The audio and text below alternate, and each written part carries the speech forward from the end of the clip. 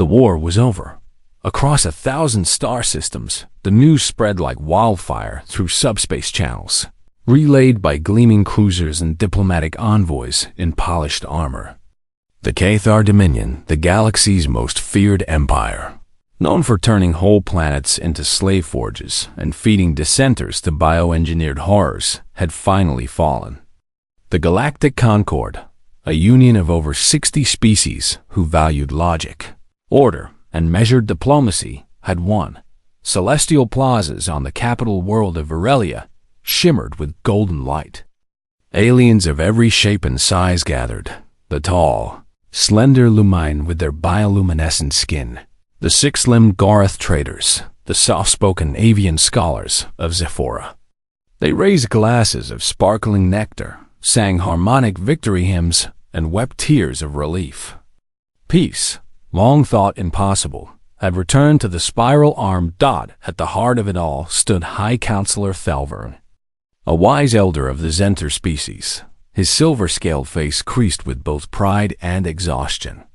He addressed the assembled multitudes from the Unity Spire, his voice calm but firm. "We did not seek war," he said. "But when the Cathar burned worlds and silenced voices, we had no choice. Today, we honor the fallen not with vengeance, but with a promise. Never again." The crowd roared. Banners waved. Music swelled dot, yet in the quiet chambers beneath the spire, away from the celebration, a different meeting took place. A smaller group strategists, xenobiologists, and security archons sat around a circular table, their faces grim. On the central holodisplay, a single red-marked system pulsed softly. Sol, third planet from a yellow star. Designation, Earth.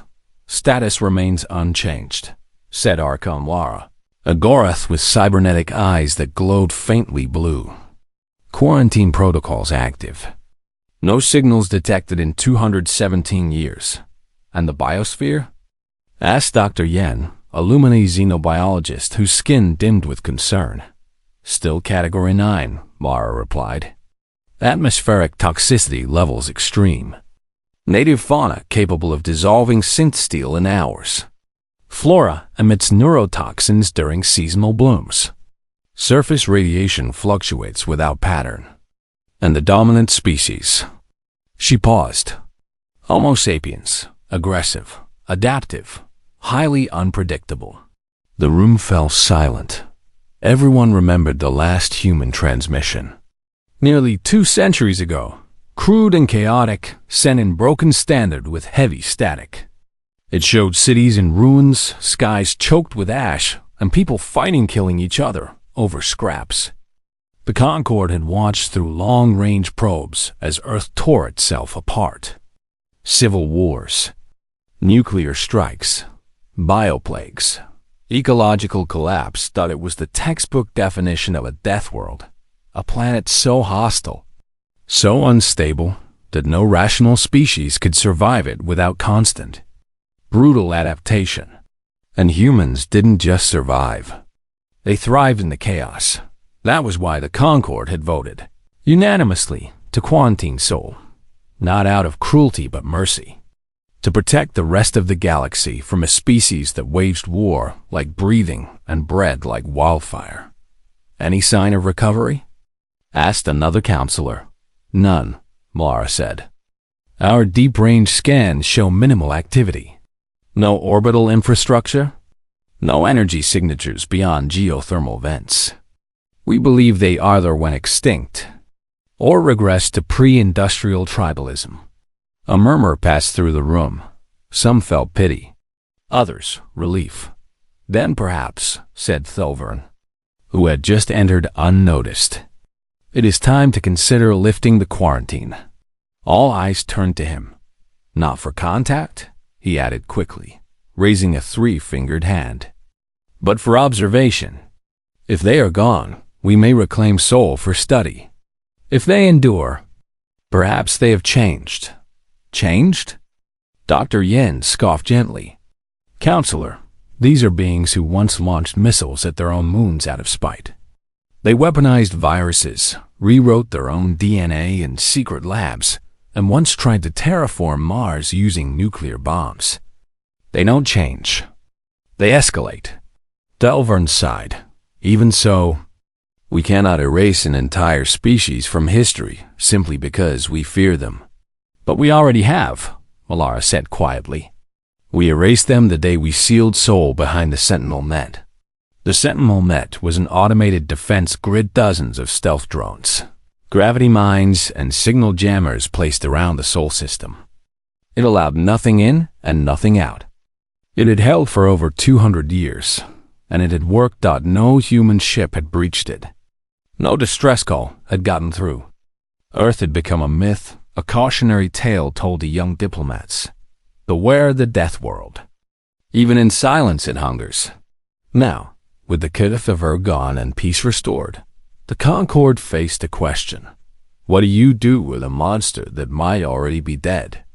Some argued for permanent deletion, wiping Sol from all star charts, letting the system drift into obscurity. Others pushed for cautious study, sending remote drones to peek through the quarantine veil.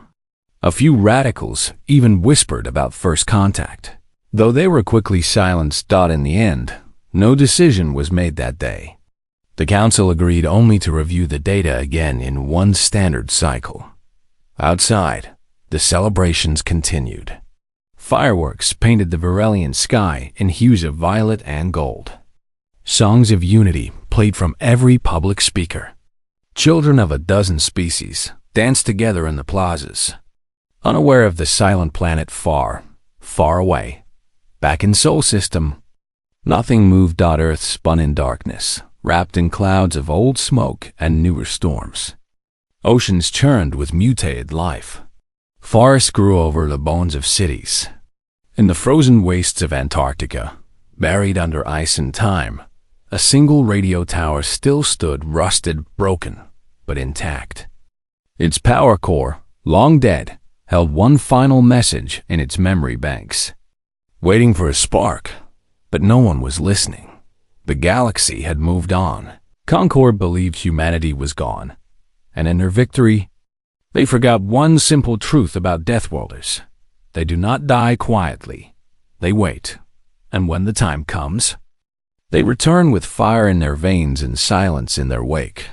But that was not today, got today. The aliens rejoiced. And the Deathworld slept. Deep in the black between Mars and Jupiter, where sunlight grew thin and cold, something old stirred. It was not alive, not in the way most beings understood life. It was a ship, or what remained of one. The Un's Perseverance had once carried 5,000 souls away from a dying Earth, part of a desperate plan to seed humanity among the stars. That was over 200 years ago. The ship never made it farther than the asteroid belt. A reactor leak during a solar storm had forced its captain to put the entire crew into emergency cryosleep. Then the systems failed, one by one, until the great vessel became a ghost, drifting, silent, forgotten. Its hull was scarred by micrometeorites and coated in centuries of cosmic dust. Solar panels hung like broken wings. Its engines had not fired in generations. Inside, the corridors were dark, frozen, and filled with the quiet hum of failing machines. But deep in the ship's core, one tiny backup battery still held a spark. And on this day like any other in the empty void, a burst of solar wind from the distant sun brushed against the Perseverance's outer shell. The energy traveled through cracked conduits, pooled in the battery, and woke a single circuit. The emergency beacon flickered to life. It was an old system, built before the final wars, programmed with one rule. If the ship is damaged and no rescue comes within 10 years, send a loop distress call. The beacon didn't know 2 centuries had passed. It didn't care. Its job was simple. Call for help. With a weak pulse of power, it broadcast a signal into the void. SOS. This is UN's Perseverance. Hull breached. Life support failing. Crew in cryo. Coordinates attached. If anyone hears this, Tell them we're still coming. The message was sent in Standard, a language the Concorde used, but laced with old Earth encryption, biological markers, and human voice patterns. It crackled through space, weak but clear, slipping past the edges of the Sentinel net like a whisper through a closed-door. It should not have gotten through. The Sentinel net was designed to block all signals from. But the Perseverance wasn't in Earth orbit. It was far out, near the edge of the quarantine zone. And the solar storm had damaged one of the net's oldest drones, a tiny flaw, barely noticeable. The signal slipped through. It traveled for 3 days before it reached Outpost Theta 9, a small Concorde listening station on the fringe of civilized space. The station was mostly automated, staffed by 2 tired Garth technicians who spent their days monitoring deep space noise and filing reports no one read. One of them, Caver, was half asleep when the alert chimed. What now? He grumbled, rubbing his 4 eyes. His partner, Jayless, leaned over the console. Unknown origin. Low power. Repeating every 47 seconds. She played the audio, static. Then a human voice, calm, exhausted, speaking in broken Standard. If anyone hears this, tell them we're still coming. Caver sat up straight. That's impossible. They both knew the history. Everyone in the Concorde did. The Death World. The quarantine. The silence. This has to be a glitch, Caver said. Or a ghost echo. Old signal bouncing off a nebula. But Jalis ran a trace. The signal was real, fresh, coming from inside the Soul Exclusion Zone. She sent a priority report to Central Command. It was flagged low urgency, just another cosmic anomaly. Most such reports were ignored. But not all. In a research vault on Varelia. Dr. Yen, the same Lumini xenobiologist from the Council, was studying old human transmissions when her terminal pinged. She opened the file out of habit. Then she froze. The voice. The phrasing. The phrase "we're still coming." It matched fragments from Earth's last known broadcast. But this was clearer, stronger, and it carried something new. Purpose. She ran linguistic analysis. The message wasn't just a cry for help. It was a trigger phrase. Buried in the subvocal patterns were encoded genetic markers, human DNA, sequences used as authentication keys in pre-war Earth military comms. This isn't a distress call, she whispered. It's a key. She tried to raise the High Council, but they were still celebrating victory. Her message was cute, buried under thousands of peace treaty confirmations and diplomatic toasts. Meanwhile, the signal kept broadcasting. On a mining colony near the Cathar border, a world recently freed from Dominion rule, a young Lumai student named Rel was scanning deep space frequencies for a school project. He picked up the SOS by accident. He played it to his friends. They laughed at first. Humans? Dead for centuries, one said, but Rel listened again. And again. Something about the voice felt wrong, too calm, too focused. He uploaded the clip to a public feed. Within hours, it spread. Across fringe worlds and academic circles, the signal became a curiosity. Some called it a hoax. Others said it was a Cathar trick, a last lie from a dying empire. But a few, like Dr. Yen, grew uneasy because they remembered what humans were like. They didn't beg. They didn't cry. Even in ruin, they issued challenges. Not please. We're still coming. Wasn't a request for rescue. It was a warning. Back on the Perseverance, the beacon blinked one last time. The battery died. The ship fell silent again, drifting as it had for centuries. But the message was already out. And somewhere deep in the ruins of Earth, beneath ice and ash and time, a single machine heard it. Not through radio.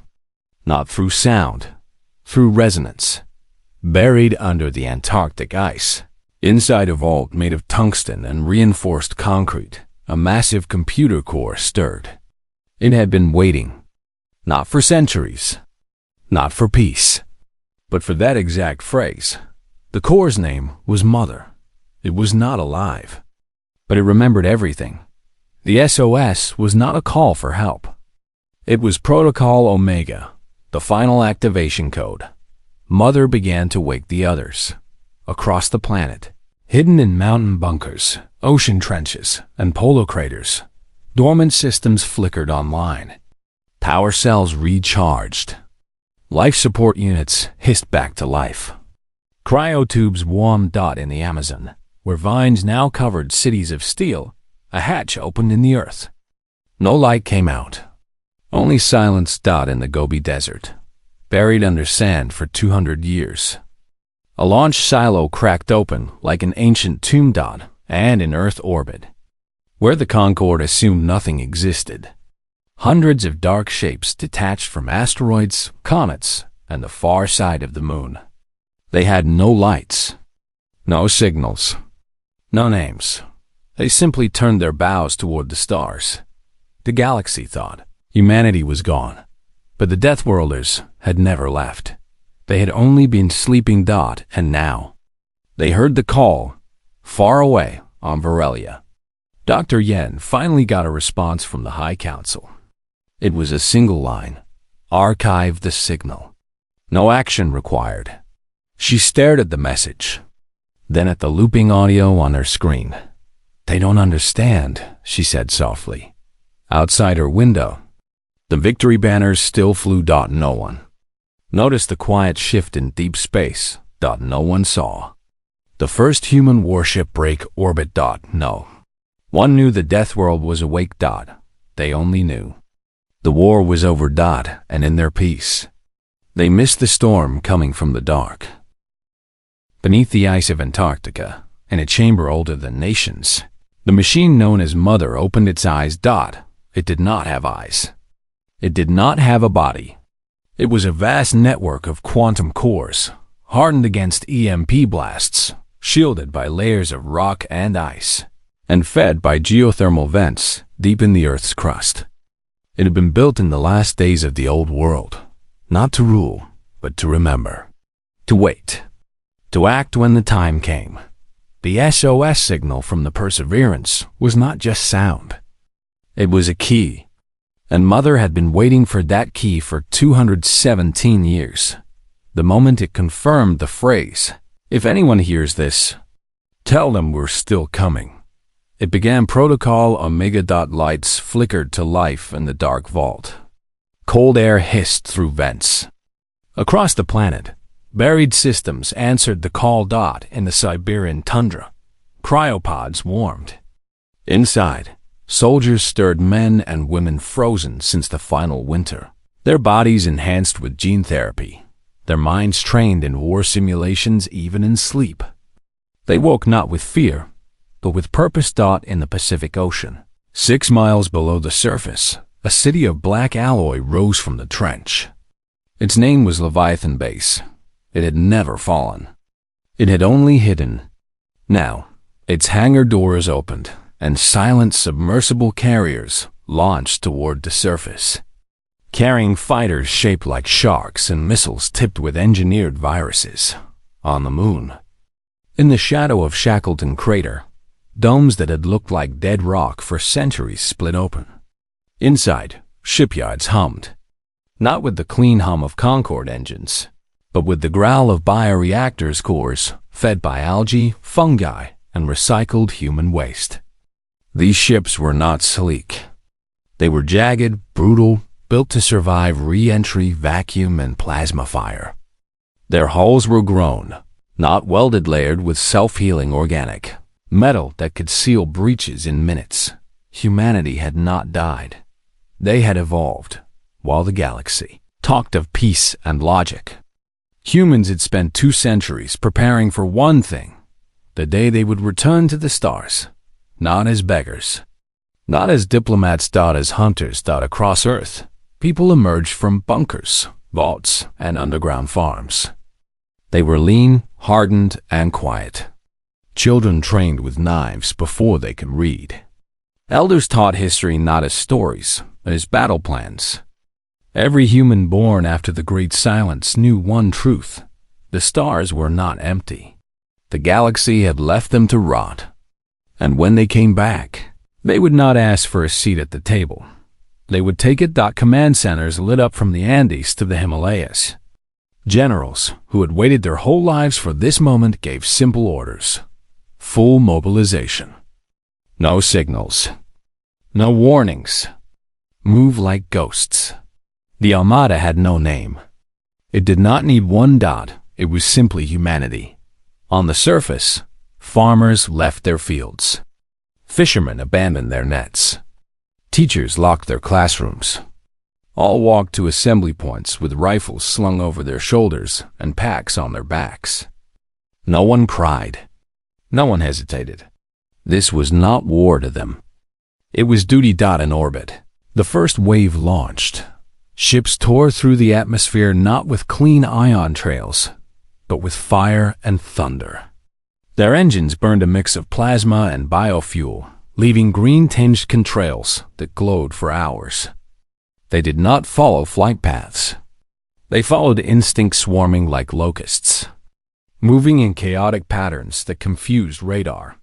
They bypassed the sentinel net not by fighting it, but by slipping through its blind spots, riding solar winds, hiding behind asteroids, turning off all power and drifting like space junk. The Concorde drone saw nothing unusual. Just debris. Just noise. But by the time the Concorde realized the truth, it was too late. The human fleet was already past the quarantine zone, aboard the command ship. HMS Extinction Event, a vessel as long as a mountain. Grown from asteroid iron and hardened coral, Admiral Kale stood on the bridge. He was old, his face scarred from childhood burns, his left arm replaced with a graft of muscle tissue and carbon fiber. He had never seen another star system, but he knew their names. He had studied them since he was 5. He looked at the star map before him. Hundreds of red dots moved in silence, his fleet. No comms, no chatter, just movement. Behind him, a young officer spoke softly. "They think we're dead, sir." Kale didn't turn. "Let them. They'll panic when they see us." "Good," Kale said. "Fear is faster than weapons. It spreads before the shot is fired." He remembered the stories his grandmother told him of how the Concorde had watched Earth burn and done nothing. How they had sealed the system like a tomb and called it mercy. How they had erased humanity from history like a mistake. Humanity was not a mistake. Humanity was the answer. The galaxy had forgotten what it meant to fight for survival. They had grown soft on peace, fat on logic. They built ships that shone like jewels and called them warships. But humans built ships that bled, that healed, adapted, and learned from every battle. And this was not their first battle. This was their homecoming. Across the fleet, crews checked weapons. Not just guns and missiles, but blades forged from bone ceramic. Suits lined with symbiotic armor that fed on sweat and blood, and spores that could eat through alien metal in hours. Humans did not fight clean. They fought to win. In the engine room of the extinction event, engineers pumped nutrient slurry into the bioreactor. The ship groaned like a living thing. It was alive, not fully, but close enough. It responded to damage, redirected power, even grew new conduits when old ones were destroyed. This was human technology. Not elegant, not perfect, but it worked. Back on Earth, the last launch silo emptied. The planet was quiet again. Empty of soldiers. Empty of hope. But full of promise. The Deathworld had sent its children to the stars, and they would not return until the galaxy remembered their name. Far away, near the edge of Concorde space, a patrol cruiser named Glimmer of Dawn detected an anomaly. Multiple contacts, the sensor officer said, confused. But no energy signatures. No comms. Just Mass. The captain frowned. Could it be KTAR remnants? Before he could answer, the contacts changed course, all of them, heading straight for the nearest Concord world. Then, as one, they vanished from sensors. Not destroyed, just gone. The captain ordered a full alert, but it was already too late. The human armada had arrived, and they did not come to talk. They came to remind the galaxy of a simple truth. Some worlds do not die, they wait. And when they wake, they bring fire. The first attack came without warning. Outpost Zeta 7 was a small Concord listening station near the border of former Cathar space. It had 5 crew members, 3 research drones, and a single patrol frigate docked for repairs. The station was quiet, peaceful. Music played softly in the mess hall. 2 Lumini scientists were debating poetry. Then the lights went out, not all at once. Just the outer sensors. Then the comms. Then the life support. Before anyone could react, the hull groaned. Not from weapons fire, but from something clinging to it. Outside, in the void, figures in black armor moved like shadows. They wore no helmets. Their faces were covered in thin, living membranes that filtered air and fed off their sweat. They carried no blasters, only curved blades that hummed with stored kinetic energy. They cut through the station's outer wall like paper. Inside, alarms finally blared, but too late. The humans did not speak. They did not demand surrender. They moved fast, silent, and brutal. One guard raised his stun rifle. A human soldier kicked it aside, drove a blade into his chest, and kept moving. Another scientist tried to lock a door. A second human slammed a fist into the control panel. His knuckles bled. But the door shorted and opened in 3 minutes. The station was theirs. No one was killed unless they fought. The survivors were locked in a cargo bay, unharmed but shaken. Then the humans did something strange. They patched the hull, restored basic power, and left a single message on the main screen. Tell them we're here. Then they vanished back into the dark. The patrol frigate, still docked, found the station empty except for the crew.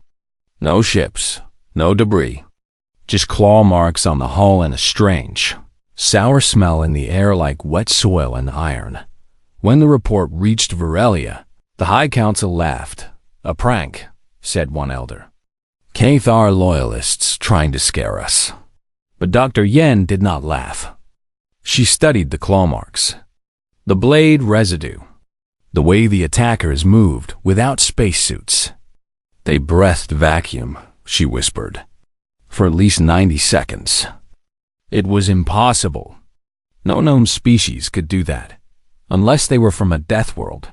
Before the Concorde could act, more reports came in. A mining colony near Proxima lost contact. When rescue ships arrived, they found the surface stripped bare, machines, weapons, even the metal fences. Gone.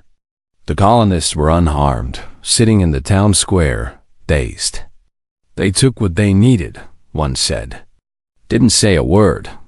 Then came the battle at Helios Gate. A full Concorde task force, 12 ships, including the cruiser Unity's Promise, intercepted a group of unknown raiders near a supply depot. The Concorde hailed them in 5 languages. No answer. Then the raiders attacked. They did not use traditional weapons. Their ships fired not lasers, but clouds of spores, microscopic machines that ate through hull plating like acid. Concorde shields failed within seconds. Boarding pods slammed into decks like meteorites. Inside, humans fought hand-to-hand, using blades, fists, even fire from handheld plasma torches. The Concorde lost 8 ships in 12 minutes. The survivors described horrors. Soldiers who kept fighting after losing limbs, ships that healed their own wounds, and voices whispering in old Earth dialects over broken comms. They don't fear death, one pilot said, trembling. They welcome it. Panic spread. The Concorde had never faced anything like this. Their weapons were precise, clean, designed to disable, not destroy. But the humans? They didn't disable. They consumed. They stripped Concord tech, melted it down, and rebuilt it mid-battle. And they kept coming. Fleet after fleet appeared near border worlds. Not in neat lines, but in chaotic swarms, some ships fast and small, others massive and slow, all moving like a single mind. They avoided population centers. They targeted military bases, shipyards, and data hubs. They were not invading. They were hunting. High Counselor Delvarn finally called an emergency session. Who are they? He demanded. Dr. Yen stood before the council, her skin pale with dread. They're human. All of them. Every report matches. The biology, the tactics, the silence. They're not remnants. They're an army. A full armada. But Earth was dead. Someone shouted. Earth was waiting, Yen said. The council argued for days. Some wanted to nuke Seoul from afar. Others begged for peace talks. But how do you talk to an enemy that doesn't answer? Then came the worst report. A deep-range scout returned from the Sol system. It had risked the quarantine zone. What it found froze the blood of every Concord leader. Earth was not ruined. It was alive. Cities rose from the ashes, covered in green vines and powered by fusion cores. Orbital rings circled the planet. Thousands of ships, more than the entire Concord fleet, waited in silent formation. And the surface? Teeming with life. Not just humans. Plants that glowed at night. Animals with armored hides. Rivers that ran clear. The Death World had healed, and it had built an empire in secret. Now, that empire was at their door. The Concord scrambled. Fleets were recalled. Planets went on lockdown. But it was like closing the barn door after the storm. The humans struck again, this time at the Cathar exile camp on Voris 3. The camp held former Cathar officers, imprisoned after the war. The Concord assumed they were broken. But the humans knew better. In one night, the camp was emptied. Every Cathar prisoner gone. No bodies, no traces. Just a single word carved into the command bunker. Justice. The message was clear. The humans weren't here for the Concord. They were here for the Tar. And anyone who hid. Them. Fear turned to terror. Worlds that had once cheered for peace now begged for weapons. The Concord's unity began to crack. Some races wanted to flee. Others wanted to surrender. But the humans gave no terms. They gave no warnings. They simply moved silent. Relentless, like a tide of shadow and steel. On a quiet moon near the galactic core, a young Garth boy watched the sky. He saw a flash green, bright, gone in a second. His mother pulled him inside. What was that? He asked. She held him tight. Nothing, my love. Just stars. But she knew. It wasn't stars. It was the Deathworlders. And they were just getting started. The Concord held its breath. For weeks, the human armada had struck without mercy, hitting military outposts, emptying Cathar prison camps, vanishing before reinforcements arrived. But then, as suddenly as they appeared, they stopped. No new attacks. No signals. No sightings. The galaxy waited, tense and confused. Then, one morning, a single human ship detached from the swarm. It was massive, a jagged black dreadnought covered in scars and scorched metal. It flew alone, straight toward the Concord capital, Varelia. It did not fire. It did not hide. It simply drifted into orbit and powered down. All Concord defenses locked onto it. Fighters circled. Shields flared. But the ship did nothing. Then it spoke. Not in standard. Not in any Concord language. It spoke in Thar. The guttural, clicking tongue of the fallen Empire band, erased, considered dead. Every speaker on Borrelia crackled to life. Every screen flickered with the same message, translated by emergency A. We heard your slaves scream. We remember your orbital burnings. You broke the galaxy's spine. We do not come for your worlds, we come for your graves, and if you hide behind peace, we will burn that too. Silence fell over the city in the Unity Spire. High Counselor Thilvern stared at the translation, his scaled hands trembling. He understood now. The humans weren't invaders. They weren't conquerors. They were judges. While the Concord celebrated peace, they had forgotten the Cathar's crimes. They had let former warlords live in quiet exile. They had traded with worlds that once fed the Dominion's war machine. They had buried the past to build a clean future. But Earth had not forgotten. Earth remembered every scream. Every burning city. Every child turned into a slave. The humans had waited centuries, not for revenge, but for justice.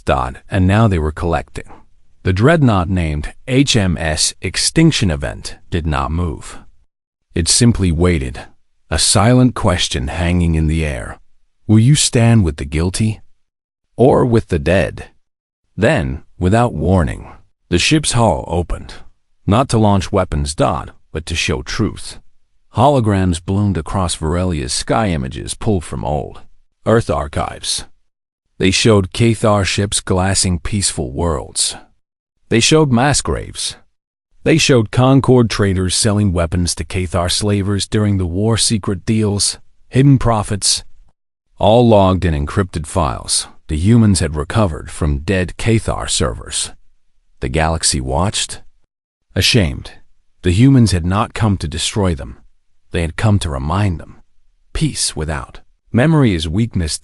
And weakness invites monsters. In the days that followed, the Concord changed. Worlds that had hidden Cathar loyalists turned them over. Old war records were reopened. Memorials were built for victims the Concord had tried to forget. The High Council issued a new decree. No more silence. No more secrets. And still, the human dreadnought waited. Finally, Thilvern broadcast a message, not as a leader, but as a witness. We see you, he said, his voice raw. We hear you, and we will not forget again. A long pause. Then, from the dreadnought, a final transmission. It was not in Cathar. Not in standard. It was in old Earth English, clear and cold. Next time, send a better quarantine. The ship powered up.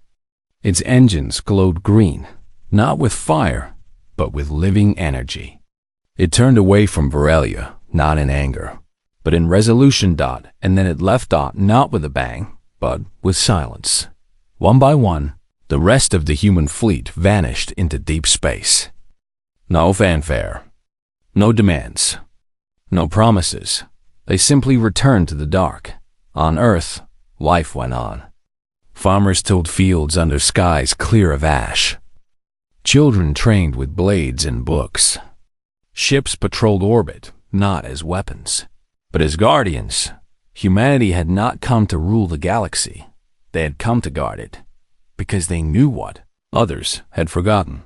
Peace is fragile. Evil does not die, it hides. And someone must always stand watch. Far away, in a quiet library on Borrelia, Dr. Yen opened a new file. She titled it, The Deathworlders, Guardians of the Forgotten. She wrote the first line. They are not monsters. They are the galaxy's immune system. Outside, the victory banners were gone. In their place, new flags flew, black and green, bearing a single symbol, an open eye over a burning planet. Not a warning, a promise. Across the spiral arm, worlds began to teach their young about Earth, not as a myth, but as a lesson. And in the deep void, between stars no map could name, the human armada sailed on. Not for war, not for glory, but for balance. They would not be seen again until they were needed, and the galaxy, wiser now, hoped that day would never come. But if it did, They knew who would answer, not with words, but with fire, silence, and truth. And that was enough.